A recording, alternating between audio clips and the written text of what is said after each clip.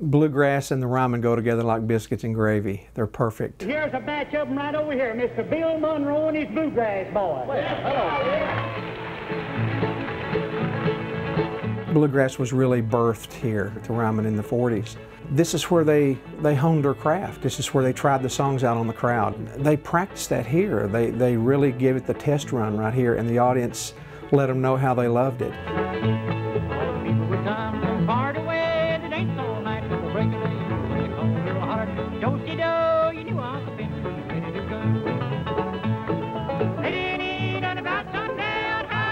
Bill Monroe was my hero. There's no doubt about it. I heard him on the Grand Ole Opry. I heard him play and sing. And he came to Martha, Kentucky, a little high school, real close to my hometown in Blaine.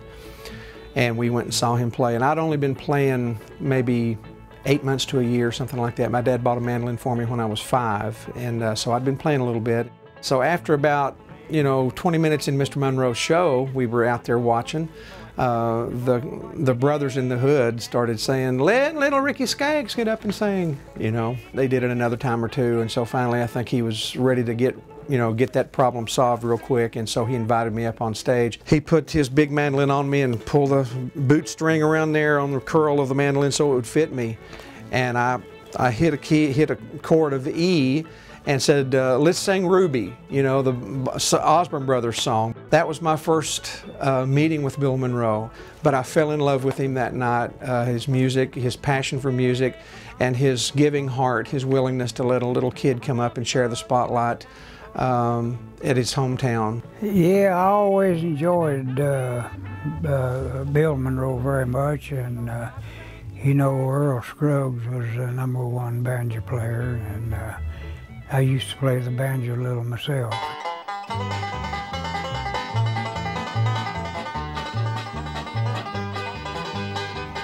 He's a great banjo player, and I enjoyed Bill's singing. Proud to be able to go to the Opry and the Ryman. I enjoy it very much. Be glad to become a member. I'm going to play just as long as I can handle it. Every time I get to play here, whether it's the Opry or a show, there's no place like it. It's just the best. Now look here, Sal, I know you run down stocking and white shoe. Let it be your salt dog. Let it be your salt dog. I won't be your man at all. Let it be your salt dog. And I got to portray George Jones a couple of years in a play about Tammy Wynette called Stand By Your Man. And the folks at security would let me stay here late, and I would write. I'd write in my dressing room, or I'd go out on the stage and just write. And that was a near mystical experience, to be out there and just be alone and just listen to the silence of the place. Our very first performance at the Ryman Auditorium was December 29th, 2007 on the Grand Ole Opry, because it was being held here at the Ryman Auditorium, as they do every year. But what made it really special for us, it was our very first paid tour date to actually go out on the road. It kicked off our career. So it was our first show, and it was really, really cool to make it a part of that. Jenny Seeley brought us on for the very first time, and we sang By the Mark and Don't You Call My Name, one of our bluegrass songs. We couldn't feel our legs. We were shaking. It was a moment that you just think about as a kid, that if you ever had that big moment to ever do something that you never ever thought you'd ever obtain as you grew up, or something that you really wanted to obtain, that would have been the night. I just pull onto the highway in my little foreign car. Well, it's raining and the road is really bad. My dad and I were standing over in the wings there, and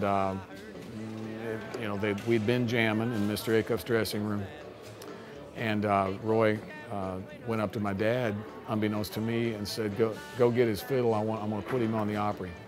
So I'm just standing there, and all of a sudden my dad walks up with the fiddle and the bow. Says, "Roy's going to put you on. What are you going to play?" It's actually, looking back, it's a good thing I didn't know, because I'd have been too nervous to play if I'd have been standing there in anticipation.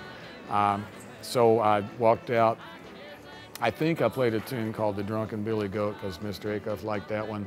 I got a feeling only Roy Acuff could have just turned around and done that. From sitting out here in the audience, I mean, especially since the room has been rebuilt, so many great shows here that, you know, I'm really happy this room is used for all types of music. It's a testament to this room because you could virtually play here with no PA if you needed to. The room will accommodate everything from Bill Monroe to Jeff Beck.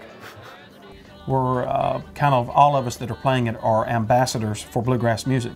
So to be an ambassador and to be on this stage where Bill Monroe stood and helped start bluegrass and gave it its send-off on this very stage is really special to us. It makes you feel like a little kid again.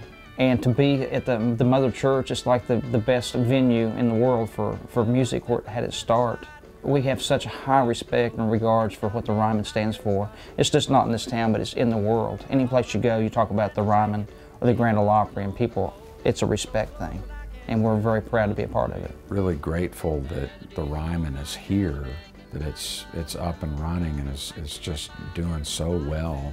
And it's really special for bluegrass because it was really born here on that stage down there. So that really makes it nice.